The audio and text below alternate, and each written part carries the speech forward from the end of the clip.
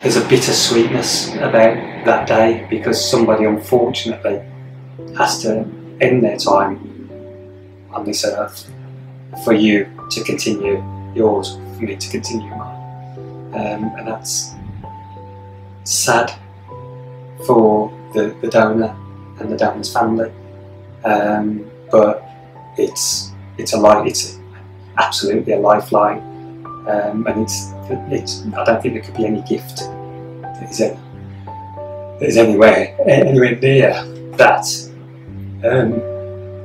for someone like me. Really, it's a gift of life. I don't think you can get any bigger than that. Really, sorry. Really scary day for me, for the reasons I've already said, but it's also going to be an amazing day. It's almost like a new birthday, if you like, that somebody's gifting me that chance, and all I can, genuinely all I think I can do, if thank you isn't enough, I can just try and treat the heart with the greatest of respect and do the best for the person that is giving me that gift. Try to live in their honour, and try to sort of do the best for them to live on within me, hopefully to the fullest of my ability, and just to make them and their family proud, that their loved one is carrying on and doing what they hoped that they would do. So it's an immense thing. It's unimaginable, really, until you're sat here and having to sort of approach that time. This now then. Alright then. Alright, I'll speak to you in a bit. Speak to you in a bit. Love you. Love you. Love you most. Film star, superstar. Hardly. Don't get fluff in your life. Oh, they've fluffed lots of them. Love you. Love you more.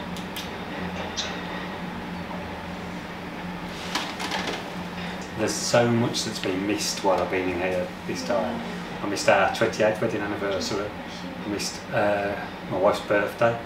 I missed daughter's birthday, Mother's Day, Father's Day, son's birthday. I just missed so much. Let's talk about you. How would you describe yourself?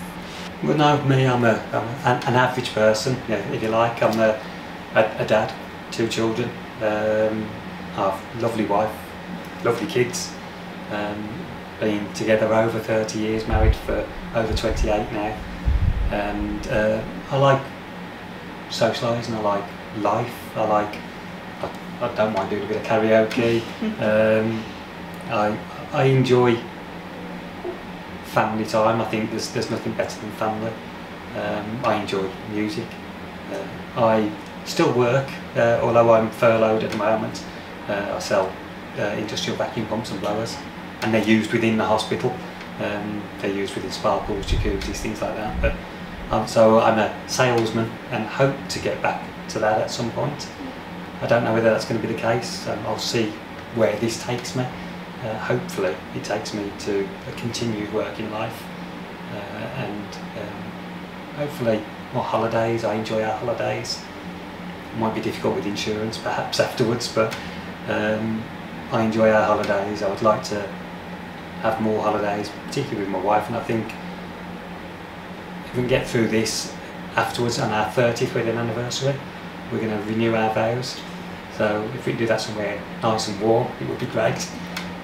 Hi, I'm Pete. I'm 55 years old and I'm on the urgent transplant list. I've been in hospital for 5.5 months now. This is my story. I had a small heart attack back in 2007 when I was 42, and had a couple of stents inserted and thought that would be it, if you like. So for the next 12 years I was generally okay and sort of lived my life fairly normally. Beginning of 2019 we booked a trip to Egypt, and we'd been to Egypt and we did the Valley of the Kings and did all of the sort of normal sightseeing things, and I felt a little bit weird because it was baking hot there, and there's lots of steps to climb in the tombs. And when I came back, or we came back, the next morning I felt quite poorly, and I had chest pains and was a bit sort of chesty, if you like, and decided that we ought to phone an ambulance. And the ambulance came out and took me into hospital. They did the normal troponin test and blood tests and sent me up to the AMU, assessment ward, and one of the consultants there organised a stress echo test. And so I went home, they discharged me, and I was booked in for this stress echo test on the 7th of June. And went and had this stress echo test, and the consultant that was doing that said that there was some issues that he would relay to my cardiologist. We went to Cyprus on the 1st of September 2019 and landed. Sort of everything was great. It was the first day of our holiday. We thought we'd have an early night, sort of sat on a balcony with a bit of music on, a glass of wine. Just after midnight I felt this really crushing, sort of intense pain in my chest, and said to my wife, I said, "Sugar, I think you need to phone an ambulance," which she did straight away. She could see that something was wrong, and the ambulance came, took me to Famagusta Hospital, and they stabilised me, transferred me straight away to Newcastle General Hospital, and they straight away intubated me and induced me into a coma. I had a cardiac arrest, so they induced me into this coma for a couple of days and then tried to wake me up, and then I had another arrest, and they then re-intubated me again. They placed a balloon pump and a pacing wire on to assist the heart. Told my wife that it was touch and go, and that maybe she ought to phone the children and get them to come over, because things weren't looking very good. So my wife phoned my son and my daughter, and they flew over and came to say their goodbyes to me, and I remained in intensive care in a coma for another 9 days, and they managed to stabilise me. I had through some infection in my lungs, and they sort of had to remove this infection and treat me with antibiotics, and then they eventually woke me up after a total of 11 days in a coma, and transferred me then from their intensive care to their coronary care, and en route I had a small arrest again, so it was like a brief pulseless moment in the corridor, and they again got me back, took me to the coronary care, where I remained for another 9 days. Flown home to it was by insurance companies, so flown home and blue lighted into Heartlands Hospital, and they put a further 2 stents in, and 5 days later discharged me. So this was by now, it's from the 1st of September, it was the 30th of September I got discharged, and I managed to stay at home for 13 days, filled with fluid, sort of, it was like I could hardly breathe, and I thought, just I'll be okay, and then ended up phoning an ambulance again, and they came out and they just took one look at me and they said, "You're coming with us," straight away into Heartlands again. They put an IV furosemide to try and offload fluid, and I was there for 4 days, and they was giving me quite high doses for the diuretics. And one day I just went to the loo to pee the bottle and come back, and I felt a little bit woozy, and one of the nurses came up and said, "Peter, are you okay?" And I said, "I just feel a little bit woozy." And she said, "Could you lie down just for a minute?" And I'd got this telemetry on, so they'd obviously picked up the monitoring. So I lay down, and within 5 minutes there was about 12 people around my bed. They were putting pads on my chest, and they called it a VF conscious arrest. And my heart was doing 241 beats for the first 10 minutes, and then 221 for the next 50. They thought I was not going to survive it. They whisked me round to their coronary care, inserted a central line into my groin. My wife was with me by then. They'd called my wife because they said it was quite critical, and they managed to cardiovert me after an hour, so heart returned to a normal-ish rhythm of 90, and the consultants there phoned here, spoke with Dr. Chu and Dr. Lim, and said that you need to see this patient urgently for a transplant assessment. So I was transferred that night here, and came in to coronary care unit on Friday. Sorry, it was on the Wednesday. On the Sunday, I contracted pneumonia. I got transferred to the critical care unit for 6 days. Was treated there and transferred back down to coronary care when they'd stabilised me, and then transferred after 2 weeks up to this ward, and Dr. Chu then inserted an ICD and sent me home. I managed to stay at home for 6 days, filled with fluid, went to Heartlands, transferred to here on my birthday, so it was the 4th of December, midnight, so it was just into my birthday, and at lunchtime for my birthday present I had a right heart catheter test, and the doctors came and told me then that there had been some deterioration and that I would be placed on the transplant list routine, and they'd stabilise me here and send me home. And March this year, March the 4th, I'd got an appointment with my GP and managed to get an appointment. They were actually seeing me at that day. So I got an appointment, and as soon as I went in, she had a listen to my chest, looked at me and said, "You need to go to A&E, you need to be reviewed by the cardiac team." So I went to Heartlands again. The consultant shook his head, said, "You'll be staying with us for a while, we will offload you, but we will book a transfer to the QE." So I went upstairs to their cardiac wards, and they offloaded 4 kilos in 2 days.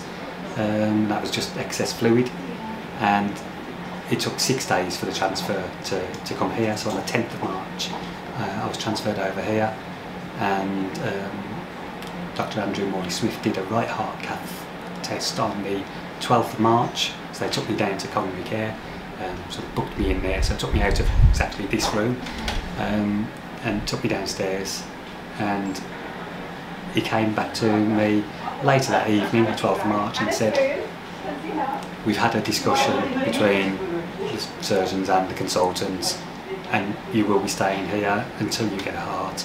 You've now been bumped up to the urgent list." And I've been here ever since, really, so it's now into my 6th month. How did your family cope with this news? I think my son took it quite difficult, that I was in here, and sort of, I don't like to be too morbid, because as I say, I think it's the beginning of a new era, a new chapter, but potentially it could be the end, so he's a bit concerned. Sometimes he has that thought in his head sometimes, and he's took it quite difficult. And my daughter, you know, daddy's girl sort of thing, if you like, that she also has her moments where she's quite upset about things. And my wife, I have seen a little bit more, and but nowhere near as much. You know, we've seen each other every day for 30.5 years we've been together, and 28 of those married, and never been apart so much. Even in Cyprus, every day she'd be at the hospital holding my hand while I was in a coma, and they'd only allow her in for a short period of time, but she would then wait outside or in the supermarket area, the shopping area, until she could come back in for again. So never been apart. And when I got transferred initially home, Heartlands to here, she'd basically come in 10 hours a day, every day. So it took its toll on her. This time, it's taken its toll in another way, in as much as we're not together. So it is very hard. So did you say you're still not allowed any visitors into this? No,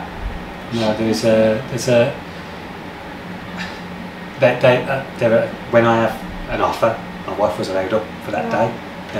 You know, she could have came down as far as the theatre, and then that would be it.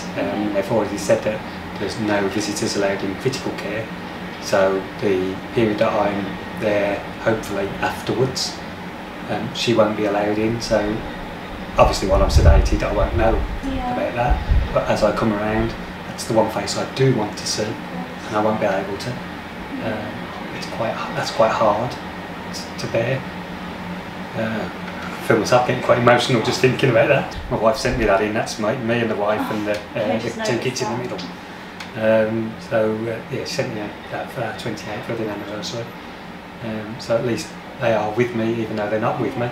So every day is quite a lonely day, and I think the staff do an amazing job to try and combat that and let me feel as cared for and as loved, if you like, as possible. And every single one of them, I did have a nearly heart. So I had an offer at 4 o'clock in the morning. They said that there was a potential heart available, and I think by 9 o'clock I'd probably hugged every member of staff because they were wishing me so much luck, and I just felt the amazing love from them. But every day it's in your mind that it could be now. Someone could actually knock that door while we're talking and come in and say, Peter, we have a heart for you. So it's there, and it's there every day. The anxiety when they actually do knock the door is quite frightening, because that's potentially your last day here. Hopefully it's not. Hopefully it's the beginning of a whole new life, but it could be the end of this life. So you've got to hope that it's a good heart, fantastic surgeon, and there's someone else looking out for you as well. If you can, please donate as much as you can to support the New Transplant Centre and patients like me.